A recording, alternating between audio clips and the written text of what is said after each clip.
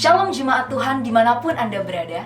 Layaknya Yesus yang melayani di mana-mana, Yesus pun menginginkan kita untuk melayani dan bersaksi hingga ke ujung dunia. Saat ini kita akan melihat, memahami dan berdoa bersama dalam bidang pelayanan multimedia GKI Pengadilan Bogor.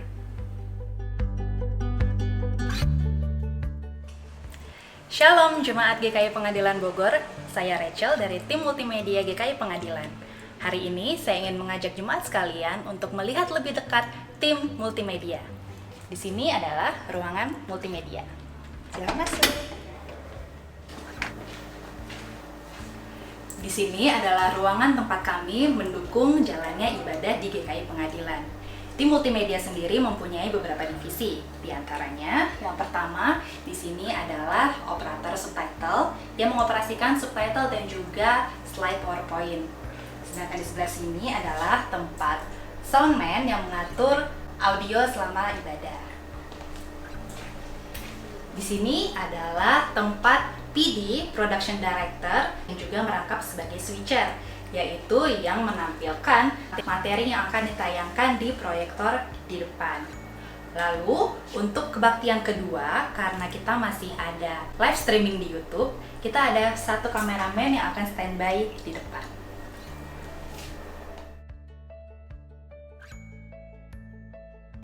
Sebenarnya tidak ada syarat khusus untuk menjadi anggota MM, apalagi untuk generasi milenial dan juga Gen Z. Teknologi itu sepertinya bukan sesuatu yang baru lagi.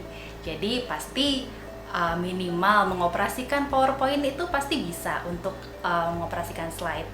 Tapi menurut saya yang penting itu adalah keinginan untuk mau belajar secara skill dan juga belajar secara personal, secara individu, dan juga belajar secara organisasi.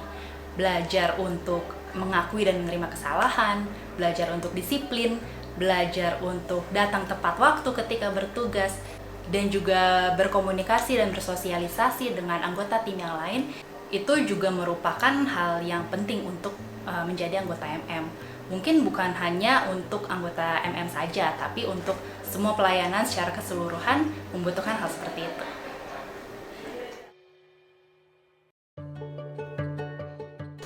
Karena pelayanan multimedia itu menyenangkan, jadi mari kita bertumbuh dan bekerja sama melalui multimedia.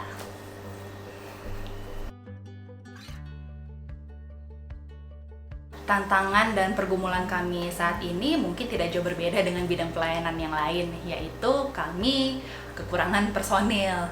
Untuk satu kali ibadah, kami membutuhkan 3-4 orang. Jadi dalam satu kebaktian itu orangnya harusnya bergantian, tapi kadang banyak yang harus rapel tugas, jadi bertugas lebih dari satu kali dalam sehari. Nah, yang berat itu adalah ketika di hari-hari besar seperti rangkaian Natal, rangkaian Paskah. Itu karena hari besar juga, jadi memang banyak yang keluar kota dan sebagainya.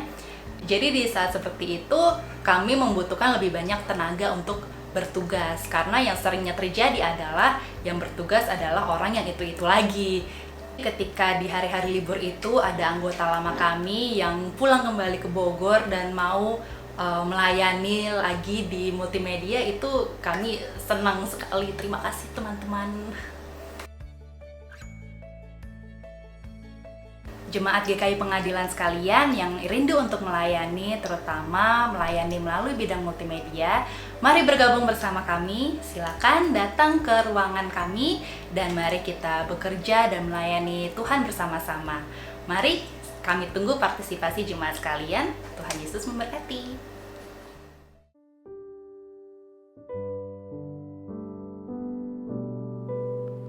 Bapa yang Maha Kasih, pada saat ini kami berdoa untuk tim multimedia. Setiap personel yang bertugas, berikanlah mereka hikmat agar mereka dapat menentukan alat-alat yang utama diperlukan. Apabila ada perluan tambahan alat, kiranya Tuhan mencukupkan. Bapa yang Maha Kasih, Kami juga berdoa agar mereka diberikan hikmat dalam cara mengoperasikan segala alat yang digunakan, sehingga jalannya dapat menjadi lancar, semakin hari semakin profesional, agar tim juga dapat melakukan training untuk keperluan para petugas. Bapak yang makasih, kami juga berdoa kiranya Tuhan memberikan kepada mereka koordinasi satu dengan yang lainnya semakin hari semakin baik. Karena tim multimedia inilah yang menopang jalannya ibadah, sehingga ibadah merasa baik dan semua umatmu yang datang di dalam ibadah akan merasakan dapat berjumpa dengan Tuhannya, dan semakin hari iman mereka semakin tegar dan semakin hari semakin mengasihi Tuhan. Terima kasih Bapa. Amin.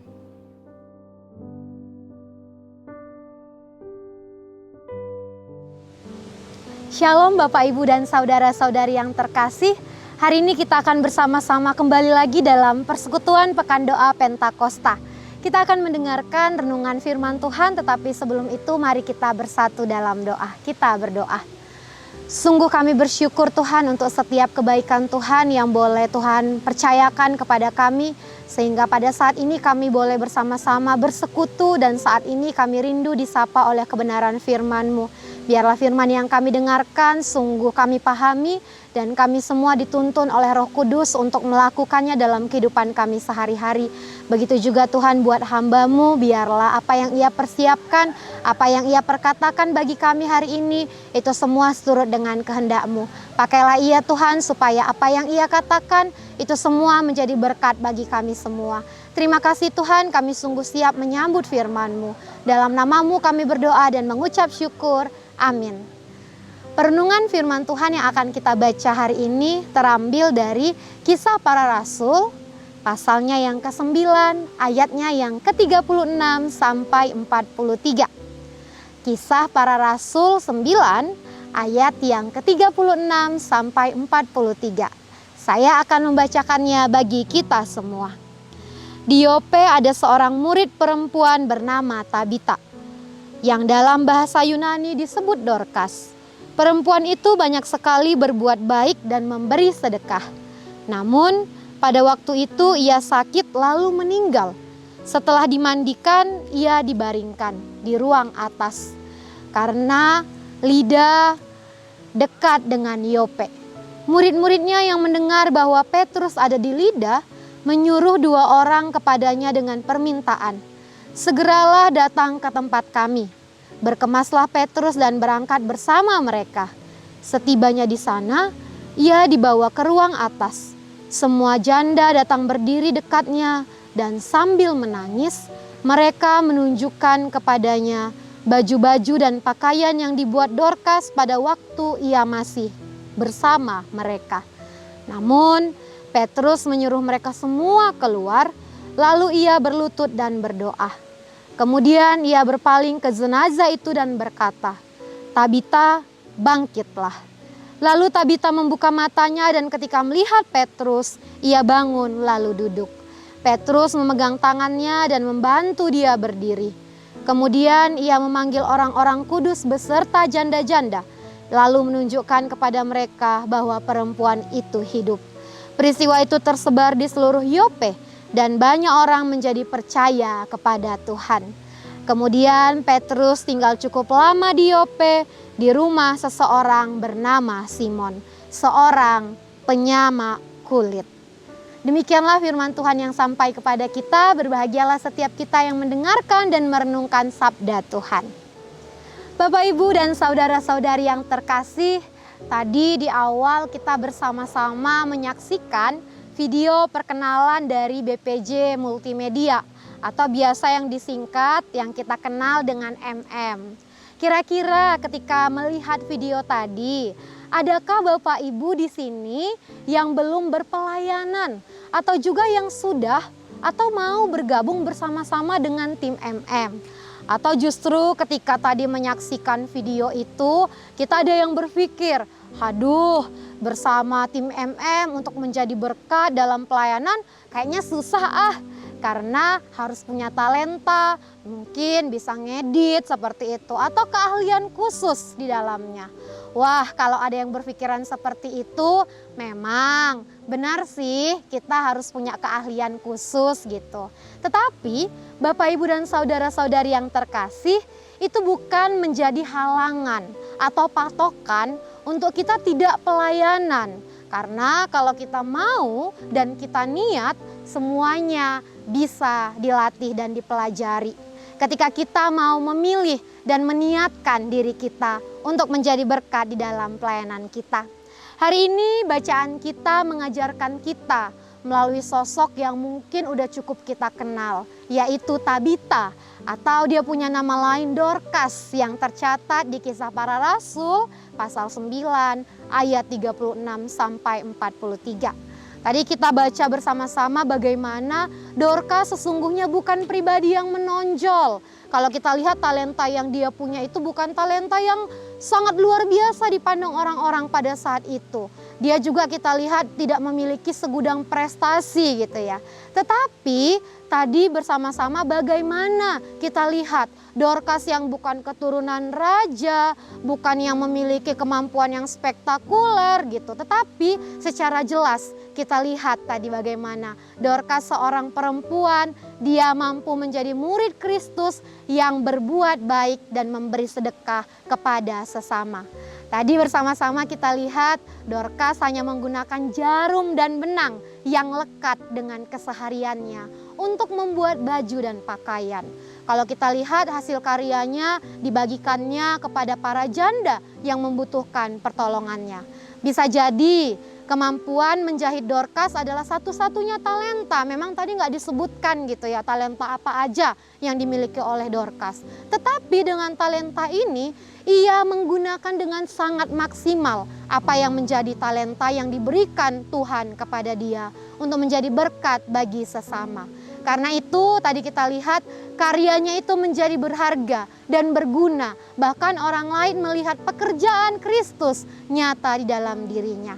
Bapak, Ibu, dan saudara-saudari yang terkasih, Dorcas sungguh-sungguh memilih untuk melakukan sesuatu dengan apa yang ia miliki, meskipun sesuatu itu adalah hal yang dipandang sederhana, atau mungkin ada orang yang memandang dia sepele di dalam melakukan itu.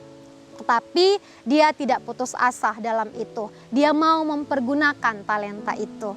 Demikian jugalah kita dalam kehidupan pelayanan kita.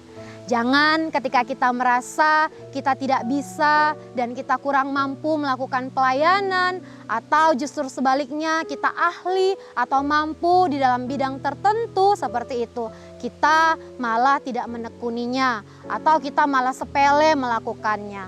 Justru pelayananlah dan belajarlah, lalu tekuni dan geluti sehingga pelayanan bukan menjadi beban.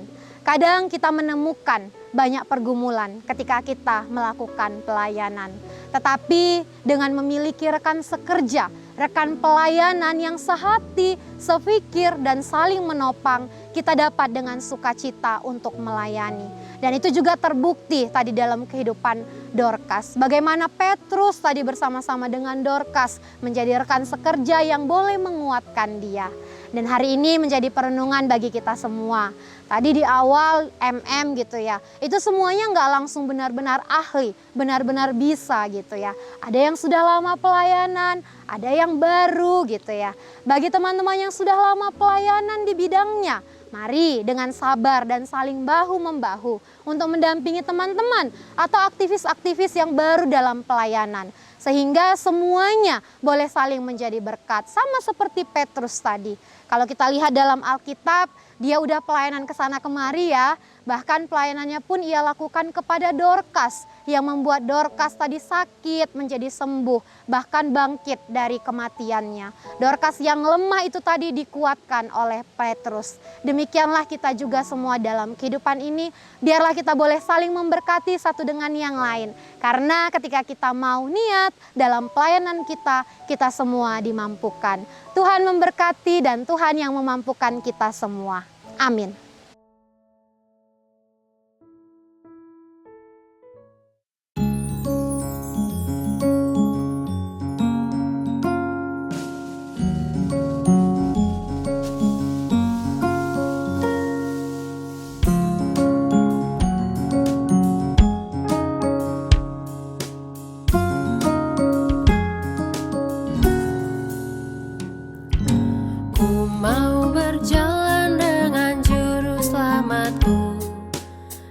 lembah berbunga dan berair sejuk, ya kemana juga aku mau mengikutnya, sampai aku tiba di negeri bakal. Ikut, ikut, ikut Tuhan Yesus, ku tetap mendengar dan mengikutnya. Ikut, ikut, ikut Tuhan Yesus, ya kemana juga ku mengikutnya.